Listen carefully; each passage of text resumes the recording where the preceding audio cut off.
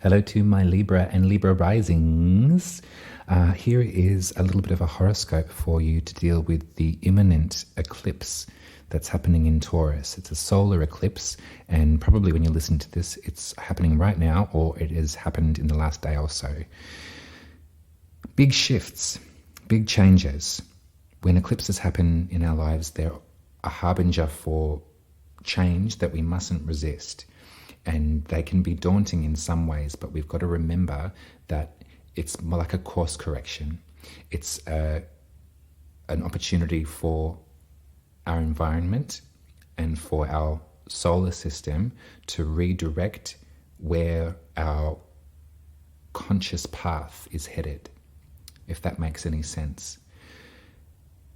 The solar eclipse in Taurus is going to be the catalyst for change that will move and generate through until next year. So the eclipses are happening on the Taurus and Scorpio axis until 2023. So we've got a lot to focus on and a lot of movement that will be felt. You might have been feeling it in the lead up to this eclipse as well. Where this is all happening for you is in your 8th house.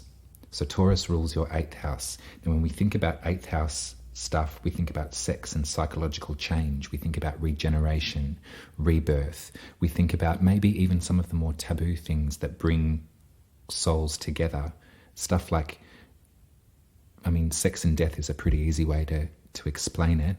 So the changes that will happen here for you, you'll feel on a deeper, sort of more rooted level. I'm not sure if there may be some epiphanies that are coming to you in terms of your sexuality or in terms of your ability to come together with others.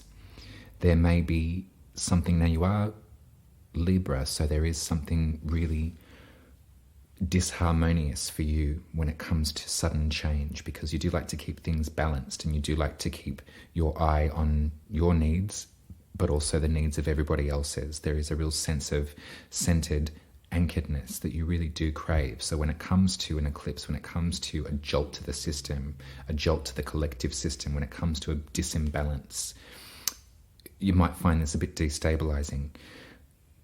But there's beauty to be found in this. And if we think about the axis that we're working on, the 8th house sometimes highlights the ways that we are beholden to other people, indebted, if that makes any sense, the way that we're, the contracts that bind us with others. The counterbalance of this energy is feeding into your 2nd house, which is the realm of your personal talents, of your worth, your ability to provide for yourself. Again, a difficult thing for a Libra to really consider because you are so outwardly focused in terms of focused on the benefit of everyone. So Scorpio is in your 2nd house, and that's where the lunar eclipse is going to take place in 2 weeks. So there will be a big release and a big change as to your sense of self-worth. So in terms of this 8th house stuff, it's stuff that's kind of difficult to casually describe and talk to with your girlfriends. Well, it depends on who your girlfriends are, I suppose. But it'd be a nice time for you to really enjoy the shift, enjoy the shake-up of that internal world. It could be that you're finding that your outlook, that your psychological perspective on life is going through a big metamorphosis. You might be going through a real change in ideology or a change in perception. Now, I want to talk to you a little bit about the tarot, because the eclipse is happening at 10 degrees of Taurus, and the tarot card that correlates with that exact degree is the 5 of Pentacles. Now, the 5 of Pentacles can be a difficult card to work with. It is the card that describes a sense of dissolution or desolation, an idea of being cast aside or cast out of the group or being overlooked. It's when you're down on your luck and when you don't have the resources but you don't have the wherewithal to ask for them, when you feel shut out from something. Now, the reason I bring this up is because those emotions, these feelings, this change could bring up some of that for you. It could the imbalance could have you worried about your own security and your own place at the table. But I think that's why I mentioned the second house activation in Scorpio too, because I want you to rest assured that some changes are happening in that part of your life too. So it's nothing to be frightened of. This gear shift isn't something to worry about so much as it is to really observe and to really, if you want to, drop into that space as well and really allow it to envelop you. To move with the changes and to roll with it could be something really interesting for you, Libra. In tandem with this, possibly difficult energy, challenging for sure, there's also a real upswell of beauty and love in Pisces. Now, Jupiter's just moved over in an exact conjunction with Venus. They're holding hands in Pisces. It's a really beautiful, delicate, soft, sensual, potentially sexual energy. And this is all playing out in your day-to-day life. In quite literally, you're walking down the street, your interactions with folks on the street. It's when you're popping down to pay the bills, or when you're brushing your teeth of a morning, or when you're getting the paper or getting more milk down at the shops. The mundanity of life might bring out some real delights and real beautiful secret truths and pleasure for you. So in that process of profound change that's happening with the eclipse, I wonder if there's some soothing that you can glean from just what happens every day as you move through. It could be people at work, it could be, folks that you happen across, maybe those that make you your coffee in the morning. Really, really simple tasks that just make up the day. Not glamorous, not particularly inspiring until now, though. You'll find the inspiration now. So to counterbalance your self, which is where we really want to get you back to, Libra, because that's where you are the most comfortable and that's where you're the best service. That's where you can really help others as well.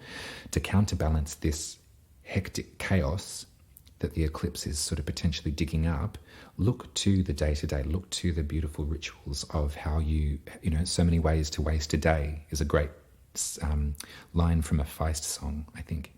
Look for the magic in your daily tasks, because it's there and it's been there for a little while. There's a whole bunch of really jubilant, I think I've been talking in the horoscopes about the sort of almost like psychic connections that you can have with people in the day-to-day and the different ways that you're transferring information in the unconscious world. Check your dreams is a beautiful thing to do right now. Fossick through what it is that you've been dreaming about and see what materializes in the real world. See what crops up face to face for you. I think I'll leave it there, Libra. I think that's all I probably have to say at the moment about this. But it's interesting for me. I'm just noticing that your 8th house is being activated by this eclipse. And come the lunar eclipse in 2 weeks from now, Scorpio will be activated. Now, Scorpio is the traditional ruler of the 8th house. So there is some deeper emotional depths to plunge into if that's where you want to go with these eclipses, with these changes. Nothing needs to be forced, and it won't be. You're not the type. Definitely keep your eye open for what changes are occurring in this deeper water of your life. But also keep your eyes on the brightness of the day-to-day, the love and pleasure. That's it from me. Thank you very much for listening. Head over to umaruby.com for all of your tarot and astrology needs.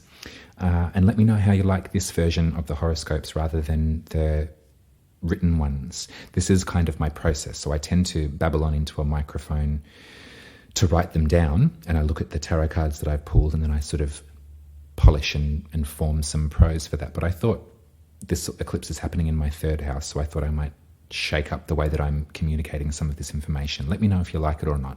Much love to you. All the best with the eclipse, and I'll be speaking to you again in 2 weeks for the full lunar eclipse, which we possibly might be able to spy with our own little eyes in the southern hemisphere, and that's happening in Scorpio on the 16th of May. So until then, much love. Ta-da.